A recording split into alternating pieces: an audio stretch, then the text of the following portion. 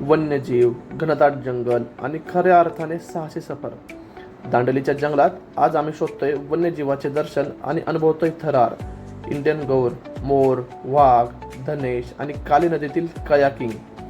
तर तयार राहा एक जबरदस्त अनुभवासाठी दांडेलीतील वन्यजीव दर्शन. मित्रांनो, तुमचं स्वागत आहे आमच्या यूट्यूब चॅनलमध्ये capturing the wild life with Sagar and Shaurya. तर आजची सफर आहे दांडेली वाईल्ड लाईफ सँच्युरी. Welcome guys, welcome in capturing the wild life. We are travelling towards Dandeli. आज मेरे साथ मेरी पूरी फैमिली है, तो हम निकले हैं अपने ब्लैक राइनो के साथ. हम पुणे से दांडेली जाएंगे विया कोल्हापुर. अभी रात के 12 बजे हैं. अपना 450 किलोमीटर का सफर है. चलो, सफर तो अच्छा रहेगा ही. मिलते हैं अगले पड़ाव पे.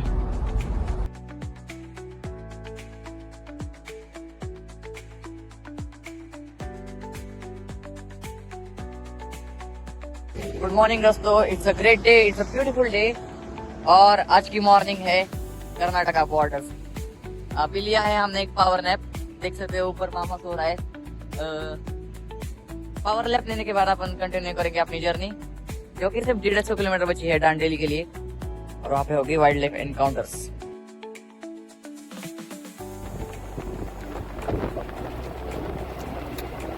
साडेचारशे किलोमीटरचा सफर पार करून आम्ही दांडेलीमध्ये पोहोचलो. दांडेलीमधील वातावरण खूपच छान होतं. दांडेली गावामध्ये प्रवेश करताच आम्हाला आता उंच उंच जंगल दिसायला लागले होते. छत्रपती शिवाजी महाराजांचे 2 पुतळे इथे सुंदररीत्या बसवलेले आहेत.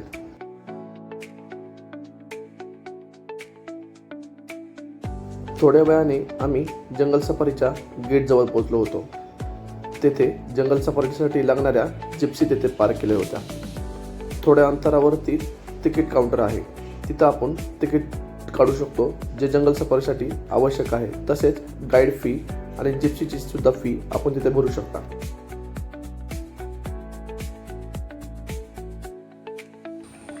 पृथ्वी हाय, साथी हाय कर. दीदी हाय. आता आम्ही सज्ज होतो जंगल सफारीसाठी. चला मित्रांनो, येथे आपण पाहू शकता आम्ही जंगल सफारीच्या रूटविषयी माहिती दिलेली आहे. तसेच जंगल सफारीचे तिकीट आणि जंगल सफारीची टायमिंग याविषयी माहिती दिलेली आहे. जंगल सफारीचे तिकीट हे गेटवरच मिळते, ते ऑनलाईन बुक करता येत नाही. आपण इथे बघू शकता विविध प्रकारचे पक्षी आणि प्राणी जंगल सफारी दरम्यान आपल्याला दिसतात. Welcome in the capturing the wild life. We are here in Dandeli. प्रवेशद्वारामधून आत येताना जणू आम्ही काळाच्या मागे जाऊत असे वाटले. सिमेंटचे जंगल सोडून आता आम्ही खऱ्या जिवंत जंगलात आलो आहोत. दांडेलीच्या जंगल सफारीच्या गेट जवळच आम्हाला विविध प्रकारचे पक्षी आणि प्राण्यांचे दर्शन झाले. जसे की माकड, मोर आणि हरिण यांचे दर्शन आम्हाला वारंवार होत होते. जंगलामध्ये पाऊल ठेवताच कानावर पडणारा पक्ष्यांचा किलबिलाट आणि वाऱ्याची मंद झुळूक मनाला एक वेगळीच शांतता देते. उंच उंच वृक्ष आणि त्याखाली आपण निसर्गाच्या या अथांग पसारासमोर माणूस किती लहान आहे याची प्रचिती येत होती. तसेच जंगलातील हिरवळीच्या कितीतरी छटा आज डोळ्यासमोर आहेत. कुठे गडद हिरवा तर कुठे कोवळी पालवी. पुढे गेल्यानंतर आम्हाला एका शिकारी पक्षाचे दर्शन झाले. तो म्हणजे शिखरा पक्षी. शिखरा पक्षी एक मध्यम आकाराचा एक शिकारी पक्षी आहे. जंगलाच्या प्रत्येक वळणावर, प्रत्येक झाडामागे काहीतरी नवीन दडलेलं असेल अशी एक हुरहुर लागलेली असते. वाघाची डरकाळी असो किंवा हरणाची धावपळ, निसर्गाचे हे खेळ जवळून पाहण्यासाठी आमचे डोळे खूप उत्सुक होते.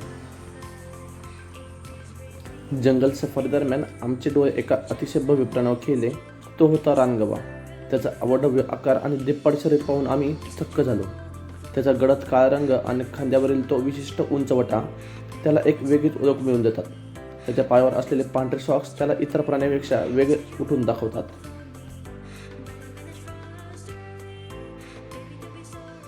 रानगव्याच्या जोडीचे दर्शन घेतल्यानंतर आम्ही पुढे गेलो. त्यानंतर आम्हाला एका छोट्या प्राण्याचे दर्शन झाले. तो छोटा प्राणी होता कासव.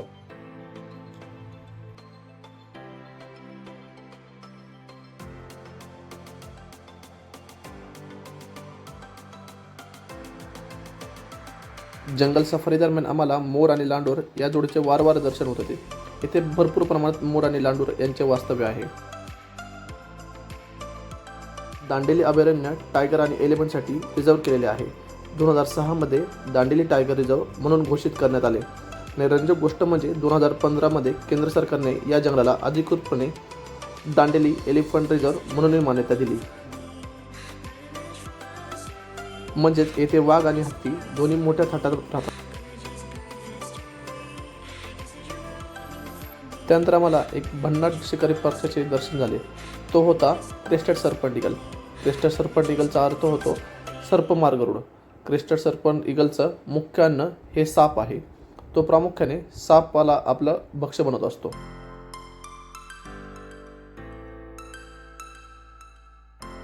दांडेली हे जंगल भारतातील अशा मोजक्या जंगलापैकी एक आहे जेथे ब्लॅक पांथर पाहायला मिळतो.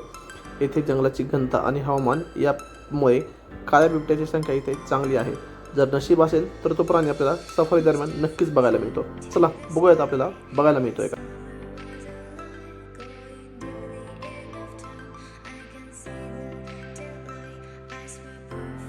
चला मित्रांनो, आपली आता जंगल सफारी अर्ध्यापर्यंत आलेली आहे. आतापर्यंत एक विशेष सायटिंग काय झालेलंच नाही.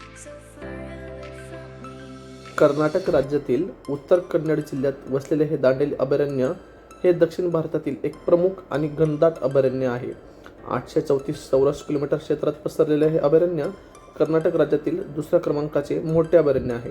हे ठिकाण निसर्गप्रेमी आणि साहसी पर्यटकांचे नंदनवन मानले जाते. जंगलामध्ये राहणाऱ्या कोंबडीचे सायटिंग झाल्यानंतर आम्हाला एक विशेष पक्ष्याचे दर्शन झाले. तो म्हणजे धनेश पक्षी म्हणजेच ग्रेट हॉर्नबिल. दांडेलीचे जंगल हॉर्नबिल पक्ष्यांचे सर्वात मोठे आश्रयस्थान आहे. दांडेलीला पक्ष्यांचे नंदनवन म्हणतात. पण सर्वात खास गोष्ट म्हणजे येथे ग्रेट हॉर्नबिल आणि मलबार पाईड हॉर्नबिल हे दुर्मिळ पक्षी खूप मोठ्या प्रमाणात दिसतात. हॉर्नबिल हे त्यांच्या अवाढव्य चोचीसाठी आणि वैशिष्ट्यपूर्ण आवाजासाठी ओळखले जातात. दरवर्षी पक्षीप्रेमी केवळ यांना पाहण्यासाठी गर्दी करत असतात. धनेश पक्षी प्रामुख्याने फलाहारी आहेत. जंगलातील अंजीर, वटवृक्षाची फळे आणि इतर रानटी फळे हे त्यांचे मुख्य अन्न आहे.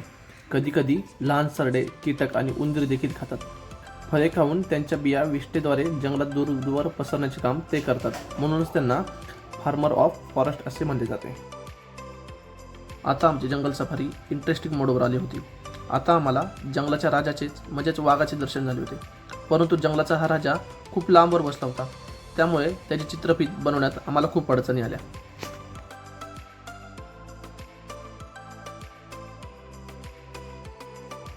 दांडेली व्याघ्र प्रकल्पाच्या अगदी मध्यभागातून आणि दांडेलीच्या जंगलामधून काली नदी वाहते.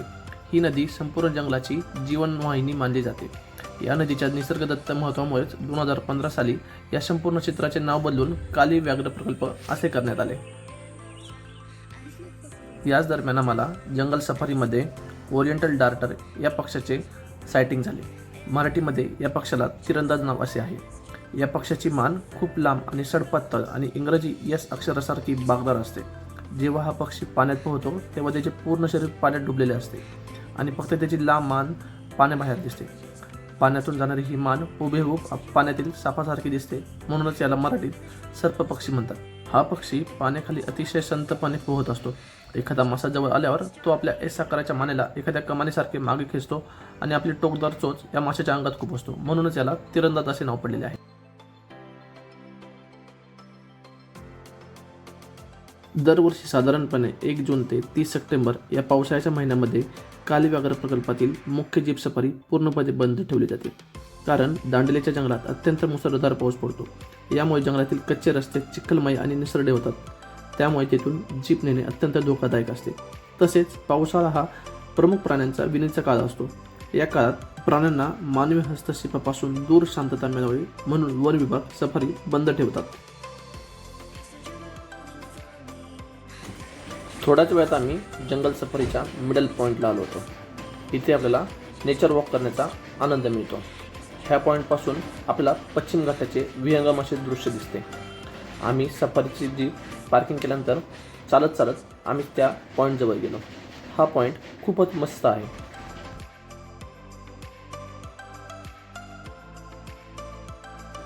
अर्धा किलोमीटरचा हा नेचर ट्रायल वॉक आपल्याला खूप जबरदस्त अनुभव देतो. निसर्गाच्या अगदी जवळून आपल्याला जाता येते.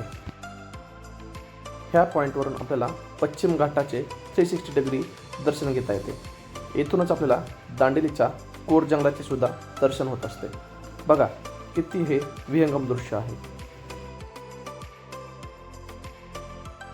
ह्या नेचर वॉकच्या रिटर्नवाल्या जर्नीमध्ये आम्ही गाईडसोबत गप्पा मारत होतो. त्याचे या जंगलाविषयी असलेले अनुभव तो आम्हाला शेअर करत होता. ते अनुभव ऐकताना आम्हाला अंगावर काटा येत होता. तो स्पेशली वाघाचे जे अनुभव होते ते खूप विशेष होते.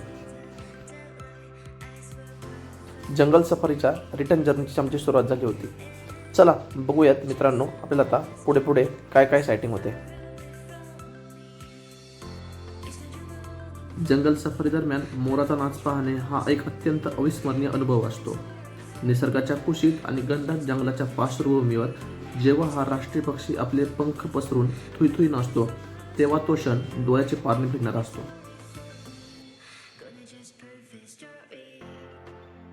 आम्हाला ह्या क्षणाला मोर, चितळ आणि माकड अशा 3 प्राण्यांचे सायटिंग होत होते. आहे ना हा कमालीचा क्षण. हे अनुभव आपल्याला फक्त जंगलामध्येच मिळतात. हे सर्व प्राणी आपल्याला सामान्य जरी वाटत असले परंतु यांचे एका क्षणामध्ये दर्शन होणे हे खूप अविस्मरणीय असते. जंगल सफारी संपता आम्हाला एक सुंदर अशा प्राण्याचे दर्शन झाले.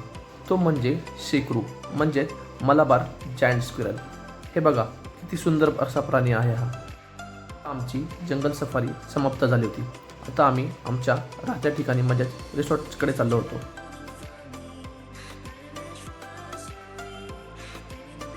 आजच आमच्या रिसॉर्टचे नाव होते सेरेनिटी जंगल स्टे. हे दांडेली येथील एक अतिशय शांत आणि निसर्गरम्य रिसॉर्ट आहे. शहराच्या गोंगाटापासून दूर आणि घनदाट जंगलाच्या कुशीत विसावलेले हे ठिकाण निसर्गप्रेमींसाठी आणि साहसी पर्यटकांसाठी एक उत्तम पर्याय आहे. या रिसॉर्टचे मुख्य वैशिष्ट्य म्हणजे येथील शांतता.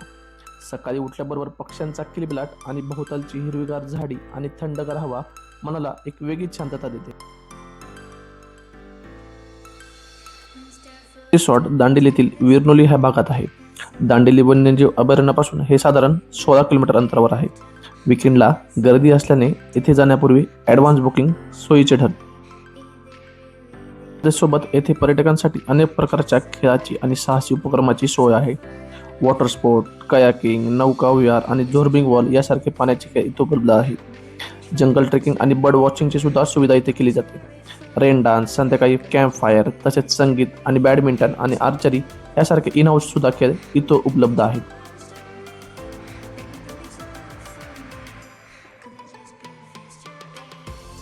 चार वाजताच्या दरम्यान आम्ही फ्रेश झालो आणि येथे असलेला नाश्त्याचा आम्ही भरपूर आनंद घेतला.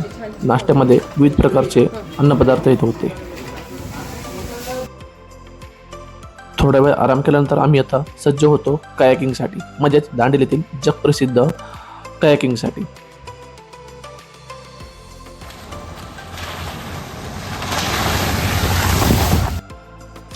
काली नदीचे पाणी, गडद हिरवे आणि सभोवताली दांडेलीचे घनदाट जंगल अशी अद्भुत पार्श्वभूमी कायाकिंग करताना आपल्याला पाहायला मिळते. जेव्हा तुम्ही नदीच्या मध्यभागी शांतपणे बोट बोलवत असता तेव्हा आजूबाजूला उंचावून उडणारे हॉर्नबिल पक्षी आणि पाण्याचा संत आवाज मनाला शांतता देऊन जातो. साधारणपणे 30 ते 45 मिनिट आपल्याला कायाकिंग करता येते. सर्वोत्तम वेळ हा ऑक्टोबर ते मार्च, कारण पावसाळ्यानंतर नदीचा प्रवाह स्थिर आणि नियंत्रित असतो. सकाळी लवकर किंवा संध्याकाळी सूर्यास्ताच्या वेळी कायाकिंग करणे अतिशय विलोभनीय असते. अंदाजे प्रति व्यक्ती 250 रुपये ते 500 रुपये येऊ शकतो. कायाकिंगच्या तिकीटचा रेट हा लोकेशननुसार चेंज सुद्धा होऊ शकतो. कायाकिंग झाल्यानंतर आम्ही रिसॉर्टवर पुन्हा येत होतो. त्यावेळेस आम्हाला निसर्गाचे एक अद्भुत दर्शन झाले, ते म्हणजे मुंग्यांचे भरवे.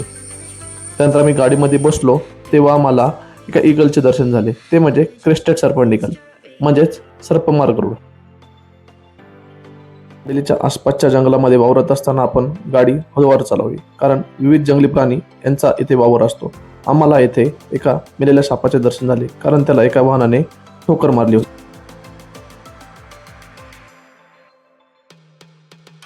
मी आता पुन्हा रिसॉर्टवर आलो होतो.